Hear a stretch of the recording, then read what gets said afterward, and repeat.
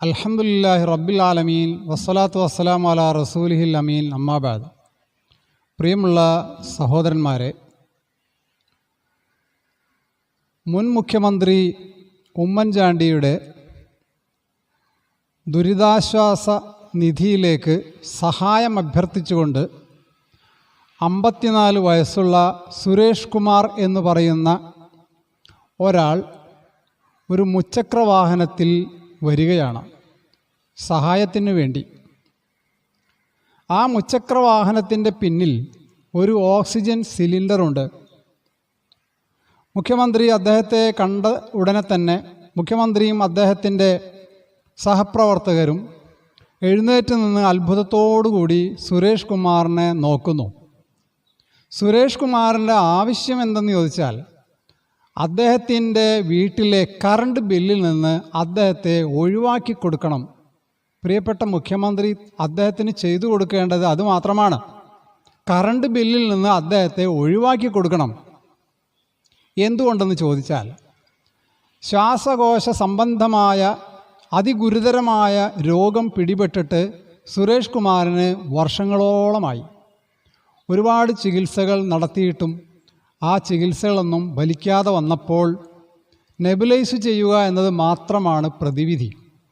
24 മണിക്കൂറും നെബുലൈസ് ചെയ്യണം, അല്ലെങ്കിൽ ഓക്സിജൻ്റെ സിലിണ്ടർ ഉപയോഗിച്ച് ചെയ്യണം. അതുകൊണ്ട് ഇത് താങ്ങാനാവുന്നതിൽ നിന്നും അപ്പുറമാണ്. മുഖ്യമന്ത്രിക്ക് കാര്യം ബോധ്യപ്പെടുകയും മുഖ്യമന്ത്രിയുടെ ദുരിതാശ്വാസ നിധിയിൽ നിന്ന് 30,000 രൂപ സുരേഷ് കുമാറിന് അനുവദിച്ചു കൊടുക്കുകയും ചെയ്തു. 30,000 രൂപ എന്ന് പറഞ്ഞാൽ ഒരു ഓക്സിജൻ സിലിണ്ടറിന് 290 രൂപ വില, വീട്ടിലെത്തിക്കാൻ വേറെയും ചാർജ്. അപ്പോൾ ചുരുക്കത്തിൽ 2-3 മാസം ശ്വസിക്കുവാനുള്ള തുകയാണ് മുഖ്യമന്ത്രി അദ്ദേഹത്തിന് അനുവദിച്ചിട്ടുള്ളത്. എൻ്റെ പ്രിയമുള്ള സഹോദരന്മാരെ, നമ്മളും ശ്വസിക്കുന്നില്ലേ? നമ്മളെപ്പോലെ മജ്ജയും മാംസവുമുള്ള ഒരു വ്യക്തിയല്ലേ സുരേഷ് കുമാറും? നമ്മൾ ആരെങ്കിലും ഈ വിഷയം ചിന്തിച്ചിട്ടുണ്ടോ?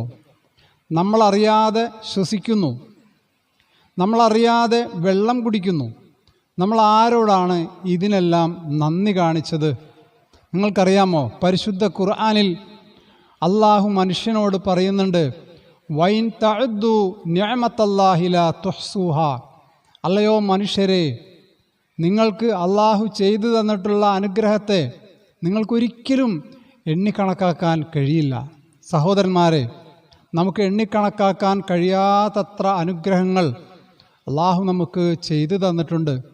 നിങ്ങൾ അള്ളാഹു എന്നുള്ള ആ ഒരു വിശ്വാസത്തിൽ വിശ്വസിക്കുന്നുവെങ്കിലും വിശ്വസിക്കുന്നില്ലെങ്കിലും നിങ്ങളറിയാതെ ശ്വസിച്ചുകൊണ്ടിരിക്കുന്നു. നിങ്ങളറിയാതെ നിങ്ങളുടെ ശരീരത്തിൽ രക്തത്തിൻ്റെ ചംക്രമണം നടന്നുകൊണ്ടിരിക്കുന്നു. നിങ്ങളറിയാതെ ശ്വസിച്ചുകൊണ്ടിരിക്കുന്നു.